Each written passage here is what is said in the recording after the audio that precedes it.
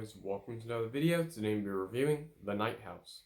This film came out yesterday and was directed by David Bruckner and stars Rebecca Hall. Now before we start, don't forget that like button, subscribe to the post notification bell so you can get for every video. Let's just start. Let's start talking about the good. So all the actors and actresses in this film, especially Rebecca Hall, are very, very good. Everyone in this film serves their purpose and they did a very good job in the film. The opening sequence, I thought it was a very well done opening sequence that captured my attention immediately, and it kept my interest throughout the entire film. So the opening sequence, I think, was a very, very good opening sequence. The first and second acts of the film are very well done. The first act of the film, when they're setting up the characters, explaining the problem, and I think the first act did a very good job at capturing the audience's attention to lead them into that second and third act of the film, which it gets terrifying in those second and third acts of the film.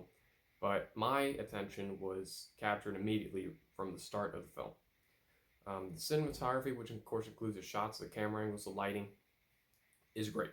There are many, many clever shots in this film, and I absolutely enjoyed every single shot in this film.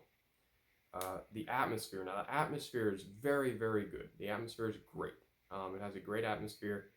It's very creepy and very, very dreary and sad throughout the entire film. But when it gets creepy and scary, this film gets very, very scary. There are a lot of tense sequences. The tension I thought was very, very well done. I was on the edge of my seat throughout basically the entire film just because of the tension alone. The story. Now, the story I thought it was a very, very good story.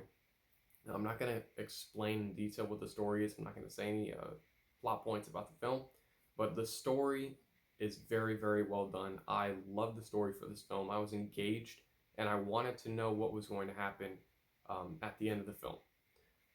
The jump scares. Now, the jump scares are great. There are some great jump scares in this film that actually scared me just because of the atmosphere. The only reason the jump scares in this film work are because of the atmosphere that the director has created throughout the entire film. The atmosphere is very dreary, like I said earlier, and you don't know what's going to happen next, so I thought the jump scares were executed perfectly.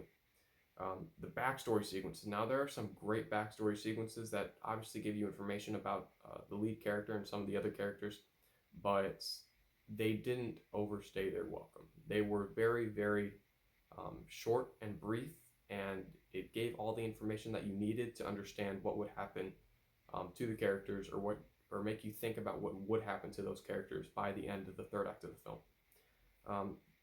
The reveals. Now, there are some good reveals in this film. I'm not going to spoil what the reveals are, but most of them happen in the third act of the film, or some of the sequences leading up to the third act of the film, where the main character starts looking through some old stuff and finds stuff out. I'm not going to spoil what, but it's fantastic. The reveals are very, very well done in this film. The third act of the film. Now, the third act of the film is great. This film kind of reminded me of The Invisible Man a bit, but it's completely different from that film. There are just a few sequences that remind me of The Invisible Man, which is fine for me because I love The Invisible Man. So this film has some Invisible Man sequences in the third act of the film. The ending sequence. Now, the ending sequence I thought was very, very good. It was a great ending sequence.